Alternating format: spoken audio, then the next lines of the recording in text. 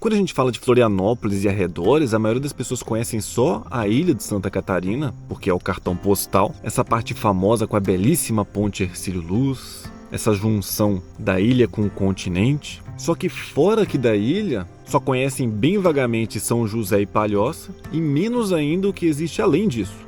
Entretanto, muito perto daqui tem uma região interessantíssima, que conta uma história muito importante do Brasil, que foram as primeiras tentativas de criar colônias europeias aqui no sul para manter o país inteiro unido e não acabar perdendo esses estados do sul igual aconteceu com o Uruguai. Ainda antes da fundação de Blumenau, que foi mais ou menos em 1850, o Brasil passou por um momento crítico em 1820, que começou ali na Batalha pela Cisplatina, um conflito pela região ali que hoje é o Uruguai, e o Brasil perdeu, né? Perdeu esse território. Isso aí acabou acendendo um alerta gigante, porque como o sul era muito pouco povoado, podia simplesmente escapar do controle imperial e todo mundo virar país separado. A partir daí, o governo de Dom Pedro I passou a reforçar essa estratégia que ele já tinha começado de trazer imigrantes europeus para ocupar essas regiões e garantir a presença no território de pessoas leais a ele, ao Império. E uma das primeiras tentativas aconteceu justamente aqui, em São Pedro de Alcântara. Pedro de Alcântara, inclusive, era o nome do Dom Pedro I.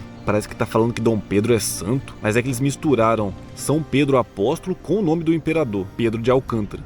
É tipo colocar o nome de uma cidade hoje em dia de São Luís Inácio. Pode parecer meio narcisista hoje, mas na época era bem comum esse tipo de coisa. Infelizmente não foi um projeto que prosperou muito, mas foi fundamental para começar a ocupar esses espaços que até então eram isolados, de difícil acesso. E assim, falando bem a verdade, eles eram meio que inúteis na época, porque era muita morraria, cantões, mata sem estrada, sem nada. Mais ou menos umas 2.000 pessoas só que vieram pra cá. Vieram de várias regiões da Europa, que hoje dizem que é a Alemanha, mas na verdade ninguém sabe ao certo, porque não existia ainda um país unificado chamado Alemanha. Eram reinados, então era o Grão-Ducado de Baden, da Baviera, e que por sinal tinha umas bandeiras bem legais, né? Bem diferentes dessas de hoje em dia aí, que são tudo só listras coloridas. Como foi algo meio mal pensado, muitos imigrantes acabaram nem sobrevivendo. Então essa região cresceu muito pouco, ficou meio esquecida, oculta, ao contrário do que aconteceu em Blumenau, né, que acabou ficando bem famosa, hoje tem Oktoberfest e tudo mais. E aqui já não. Uma dessas regiões é Antônio Carlos, uma cidade que hoje só tem 11.000 habitantes. E assim como todas as outras aqui, ainda mantém esse estilo mais rural. Como as pessoas aqui realmente cresceram isoladas, acabaram mantendo esse estilo de arquitetura mais antigo,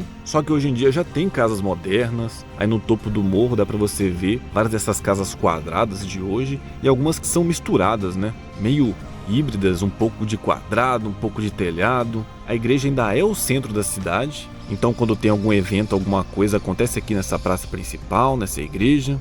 Então eles ainda preservam a religião, a tradição. Isso a gente observa porque aqui tudo é muito bonito, muito bem cuidado. As casas com muro baixo, algumas nem têm muros. Os arredores aqui da igreja são todos bem preservados, você não vai ver vandalismo nem nada. Então o povo aqui tem mais respeito pelos vizinhos, pelo público, pelo sagrado. Isso daí é um bom sinal. E tem até um parque aquático aqui, no meio do nada. Até pensei que talvez tivesse abandonado, só que ele tá muito bonito, né, para ser um lugar abandonado. Mas aqui no sul é bem comum que o sul ele é tão sazonal que tem comércios, lojas e até parques inteiros que fecham na maior parte do ano. Só abrem no verão e por falta de público o resto do ano fica fechado. Então imagino que seja esse o caso aqui. Mas é interessante ver como que ele se mantém bem cuidado. Não foi vandalizado nem nada. Se fosse perto de outras capitais aí do Brasil, provavelmente já estaria tudo pichado. Dá para observar que a região ainda é bem agrícola, então ela tem bastante espaço entre as casas. Na verdade é um conjunto de chácaras, né?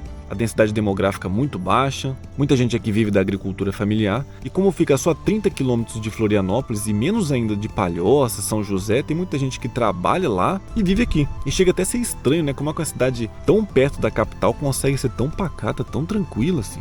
Indo um pouquinho mais para o sul, uns 10 quilômetros só, você já chega em São Pedro de Alcântara, que é ainda mais alemão porque foi o centro. É basicamente uma cidade de uma rua só, mas que bela rua, hein? Muito caprichadinha. Ela é bem integrada com a mata nativa e é bem legal andar por entre os morros, rios, árvores assim. E a grama toda dela é bem cortadinha na extensão dela inteira. Tudo aqui parece meio que coberto por um carpete verde. É meio difícil entender, né, como que eles conseguem manter tudo sempre assim, baixinho, padronizado. Se para captar um lote já é um baita de um trabalho, imagina um lugar assim que é cheio de pedras e irregularidades, né? Aqui tem cerca de 6 mil habitantes aproximadamente, então é um local tranquilíssimo. Talvez vai crescendo aí um pouco, porque a gente viu alguns loteamentos sendo vendidos. E conforme a região da Grande Florianópolis for ficando mais saturada, for crescendo, aqui pode acabar se tornando uma opção interessante, né? Porque é uma região que fica perto de tudo e ao mesmo tempo extremamente pacata, com muita segurança, muita beleza.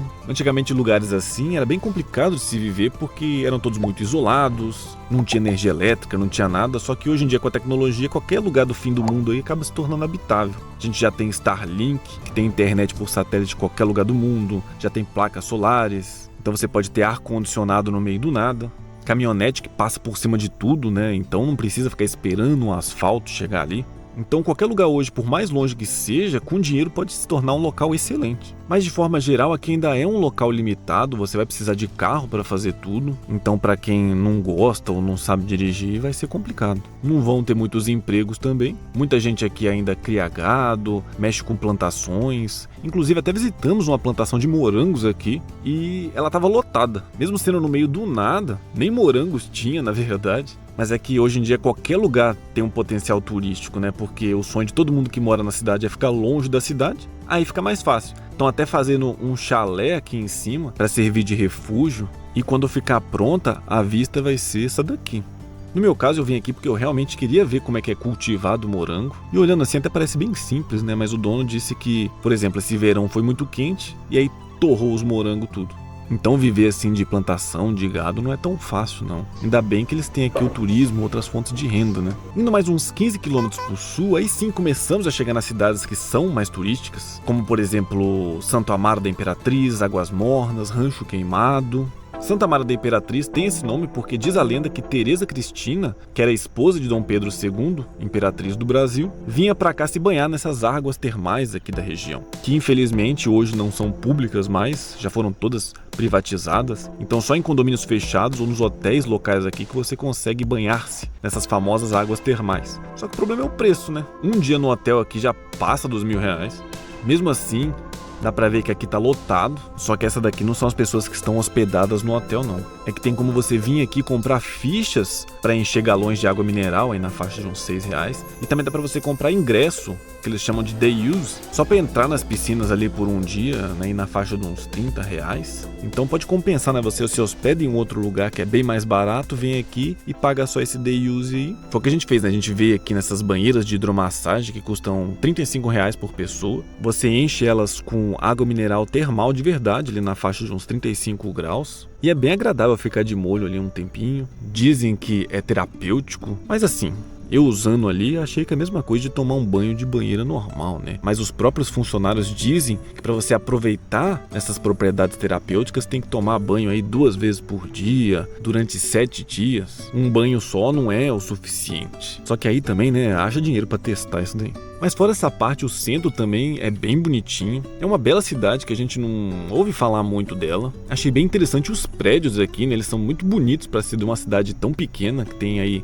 menos de 30 mil habitantes. Geralmente são sempre aqueles prédios tudo quadradões, assim, meio estilo Coab. E aqui não, né? Eles parecem prédios de luxo mesmo. Mas pelo que eu vi, as pessoas aqui vivem bem, tem belas casas, um belo centro para passear. Inclusive o centro aqui estava bem movimentado no dia que a gente veio, tava até com trânsito aqui. Fizeram uma pista beirando o rio todinho, e aqui é bem cuidado se vocês olharem. Transformaram uma região que era só mato em uma praça para as pessoas passearem, passar o dia, caminhar. E é um excelente exemplo de como aproveitar a natureza da cidade. Todas as cidades aqui também, elas conseguem se integrar muito bem na mata local. Todas elas têm muito espaço verde. As casas são cheias de plantas floridas, árvores para todos os lados, praças bem cuidadas. Eu achei a cidade linda porque não é comum você ver essa mistura de mata com cidade tão bem feita assim. Mas quem vive aqui acha que é só uma cidade pequena, comum aí do interior, né? Geralmente pessoas do interior não valorizam tanto, né? Acabam sendo um pouco mais humildes, digamos assim. Não humilde no sentido de pobreza, mas de não se achar, porque vive em um lugar que é meio desconhecido, né? Quem nasceu em um local assim pensa que todos os interiores são desse mesmo jeito, só que a gente que conhece outros lugares sabe que não é bem assim, não. Isso aqui não é um prefeito, isso aqui é uma mãe que nós temos. Vocês podem observar, olha que projeto audacioso.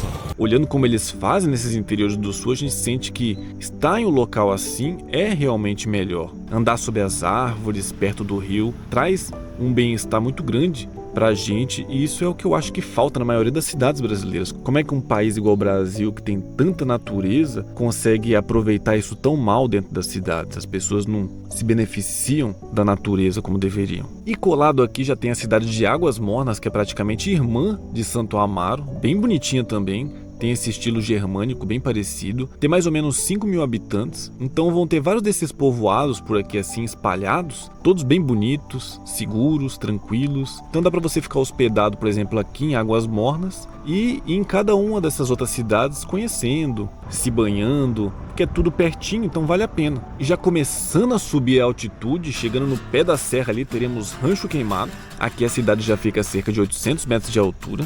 Mas tem alguns locais, como o Mirante da Boa Vista, que chega a 1.200. Então já é um local com um turismo mais serrano. Aqui que começa o início da serra, que vai levando as pessoas para Urubici, Urupema, porque é aí lá que vão ter as maiores altitudes, né, de 1.300 metros ou mais. Neva e tudo. E tem uma população de cerca de 3.000 habitantes só. Por isso é um local mais rural ainda, com menos infraestrutura. Já fica a 60 quilômetros da capital, mas ainda faz parte da Grande Florianópolis. É uma região muito bonita também, bem mais fresquinha, né? E com cenários belíssimos que não tem como ser contemplados em toda a sua magnitude só aqui pela TV. A câmera acaba aproximando um pouco, da impressão de que as coisas são um pouco menores. E também através da tela não tem como você sentir o friozinho que tá fazendo aqui. Tá bem fresco agora, mais ou menos uns 23 graus. E ventando bastante. Só que o vento ele é tão constante que na imagem ele nem aparece, fica tudo parado. Mas se observar ali vai ver que as plantinhas estão mexendo bem pouquinho, porque o que aparece de verdade na câmera é só aquelas rajadas, né, fortes de vento, que aí tem como observar. Mas no geral é só ao vivo mesmo que você vai ter como ver a dimensão de toda essa formação aqui, que é realmente gigantesca. Essa serra aqui vai até o Rio Grande do Sul. Gramado fica em cima dela também, só que uns 400 quilômetros para o sul daqui. Inclusive aqui também tem uma rua coberta no centro que é igual o do centro de Gramado. É realmente belíssimo, agradável, só que o maior problema dessa região é o custo abusivo dos chalés, das hospedagens. Se você olhar nos Airbnbs aí, eles cobram R$700 por dia para ficar hospedado aqui. Isso porque hoje ainda tá barato, que é dia de semana, né? Quando eu olhei mesmo tava mais de R$1.000. Isso porque agora não é inverno nem nada. E se você pegar no mesmo aplicativo, o mesmo dia, e colocar lá na Europa, nos Alpes suíços, você consegue até hospedagens mais em conta. Assim, talvez Suíça eu tenha exagerado um pouquinho, mas assim, sai muito mais barato você ir para Argentina, para o Chile. Então é insanidade os valores que eles cobram aqui. Eu achei tudo muito lindo, tudo mais, só que eu jamais pagaria R$1.000 para tomar um banho quente de água mineral ou ficar numa cabana aqui. Meu conselho então é se hospedar perto, em cidades próximas, e vir só dar uma volta aqui na cidade. Se você quiser realmente investir em algo romântico, compensa muito mais ir para a Serra Gaúcha ou para Argentina, Chile, porque são locais mais estruturados, tem centros bem maiores, muito mais coisa para fazer, eventos. E aqui já não, né? É só mais mato mesmo. E assim, eu gosto muito de Santa Catarina, mas realmente é muito complicado defender os preços que eles cobram aqui na região. Só para eu andar nesse campo aqui e fazer essa imagem para vocês, eu já paguei R$40. E aí, como é que funciona? Só para dar uma voltinha rapidinho? Cobra 20 por pessoa. Daí vocês podem ficar à vontade. É um lugar sim lindo, bem cuidado, seguro, né? Que isso também é um diferencial. Por exemplo, no Mato Grosso do Sul, fomos lá em Piraputanga, até tinha mostrado aqui pra vocês já, um local de serra também, só mato. E nesse mesmo lugar aí que eu fui, pouco tempo depois, alvejaram carros de outros turistas, então a gente correu o risco ali sem saber. Dizem que são os fazendeiros que se acham donos aqui de tudo, e aí eles acabam fazendo isso para espantar os turistas, eles não gostam de pessoas por lá. Então em muitos lugares do Brasil e em lugares assim de mato é perigoso de verdade. Então aqui se um fazendeiro te ver, ele vai te cobrar um pedágio ali só, não vai te fuzilar, né? Então é muito mais tranquilo. Se fosse para acampar aqui, passar o dia inteiro, eu penso que valeria sim muito a pena, mas no meu caso me cobraram só para eu dar uma voltinha aqui, olhar a paisagem aí por 5 minutos. Isso aí acaba dando uma desanimada na gente. Olha, logo vão começar a cobrar o estacionamento aqui pelo jeito, hein? O mirante ali mesmo custa R$60 por pessoa. Um restaurante eu não vi nada ali que custasse menos de R$150 para 2 pessoas. E não só aqui, né? Mas esses dias a gente tava lá na Praia dos Ingleses, no norte de Floripa, e me cobraram R$200 só para alugar um guarda-sol com 2 cadeiras. E aí desse jeito o turista não volta mais, né? Se voltar ele vai acabar trazendo o próprio guarda-sol, a própria marmita, a própria barraca, dormir no mato. Por isso, sou muito grato a todos vocês que me acompanham aqui, pela vossa atenção. Agradeço a todos os membros, graças à vossa ajuda que eu ainda não virei mendigo. Desejo a todos muitas fortunas e prosperidade para que possam desfrutar de lugares como esse. Mas tem como economizando só ficando ali em Palhoça, São José. Fomos aqui perto em Angelina também, uma cidade bem bonita, só que infelizmente não deu para filmar muito porque estava chovendo. Então também pode acontecer isso, né? Várias cidades que a gente foi, o tempo não estava bom, não deu o tempo de filmagem suficiente para conseguir fazer um vídeo aqui mais longo, mas é uma opção também de um local muito bom para ficar hospedado, conhecer e tentar economizar. Eu prefiro dormir no banco da praça que nem essas pessoas, no porta-mala do carro, mas nesses chalés aí de R$1.000 eu não fico não. Vi muita gente acampando aqui também, então para quem gosta de ficar em uma barraca armada aí pode ser uma excelente opção. No mais, recolho-me e vos aguardo no próximo vídeo. Até, prezados!